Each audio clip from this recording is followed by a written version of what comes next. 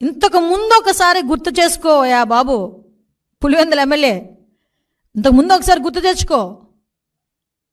ఒకసారి ఇవన్నీ చేసి ఈరోజు తిరిగి మా మీద ఇంకొకటి, నిన్న మొన్న సాక్షి పేపర్లో అదొక పాంప్లెట్ పేపరు, నా సాక్షి పేపర్లో ఈ వెహికల్ గురించి మాట్లాడారు, జగన్మోహన్ రెడ్డికి ఇచ్చిన వెహికల్ గురించి. అసలు జగన్మోహన్ రెడ్డి అన్న వ్యక్తి ఈరోజు పులివెందుల ఎమ్మెల్యే. కేవలం ఒక ఎక్స్ సీఎంగా ఉన్నందుకు గాను Z+ సెక్యూరిటీ ఇచ్చారు. గుర్తుపెట్టుకోయా, నీకు Z+ సెక్యూరిటీ ఇచ్చారు, టాటా సఫారీ ఇచ్చారని చెప్పి ఓ బాధపడిపోయావు. అవునులే, నీకున్న ఆస్తికి టాటా సఫారీ అంటే ఎక్కడ లెక్క ఉండదు అనుకో, అది వేరే విషయం. కానీ 2019లో నువ్వు సీఎంగా ఎక్కిన తర్వాత అప్పుడు ఎక్స్ సీఎం అయిన చంద్రబాబు నాయుడు గారికి, అప్పటికి 14 సంవత్సరాల ముఖ్యమంత్రి అయిన వ్యక్తి, అటువంటి వ్యక్తికి నువ్వు ఇచ్చింది టాటా సఫారీయే. ఈరోజు మీకు ఇచ్చింది నేను టాటా సఫారీయే. ఆ టాటా ఎలాగోలాగా గవర్నమెంట్ మీద బురద చల్లాలనే ఉద్దేశంతో ఈరోజు ఇది చేసే ప్రయత్నం ఇది. అంటే వెహికల్ కూడా సరిగా ఇవ్వలేదని ప్రజల్లో ఒక క్రియేట్ చేయడానికి నువ్వు చేసిన ఒక డ్రామా ఇది. ఆ రోజు చంద్రబాబు నాయుడు గారికి ఇంకో విషయం చెప్పనా, ఆ రోజు చంద్రబాబు నాయుడు గారికి నువ్వు ఇచ్చింది టాటా సఫారీ.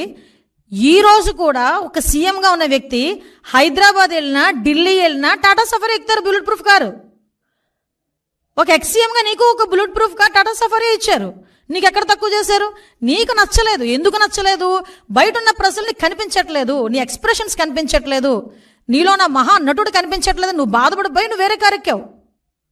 నువ్వు వేరే కారు ఎక్కినా కూడా బీపీ కార్ వెనకాతలు వచ్చింది, నీ వెనకాతలు తిరిగింది. అది ఎక్కడ కూడా ప్రోటోకాల్ కూడా వైలేట్ చేయలేదు, నీకెక్కడ కూడా సెక్యూరిటీ తగ్గించలేదు, నిన్నెక్కడ కూడా ఇబ్బంది పెట్టలేదు, నీ ఇంటి మీదకి ఎవడు దాడికి రాలేదు, నువ్వు ఎక్కడికైనా వెళ్తానంటే పోలీసులతో తాడులు కట్టలేదు.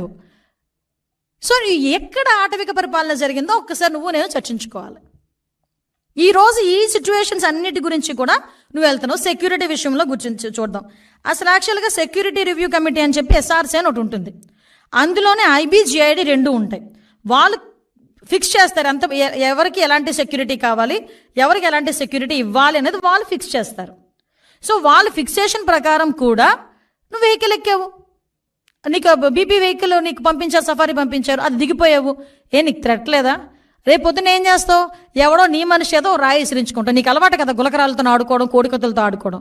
ఒక రాయి విసిరించుకుంటావు. అదిగో చంద్రబాబు నాయుడు గారు చేయించారని చెప్పి మళ్ళీ మాట్లాడడానిక? మరి ఎందుకు బీపీ కారు నువ్వు దిగావు? నీకు థ్రెట్ లేదనా? బీపీ కారు ఎందుకు దిగాల్సి వచ్చింది? నీ కారు ఎందుకు ఎక్కాల్సి వచ్చింది? అంటే ఏదో రకంగా గవర్నమెంట్ మీద బురద జల్లాలి.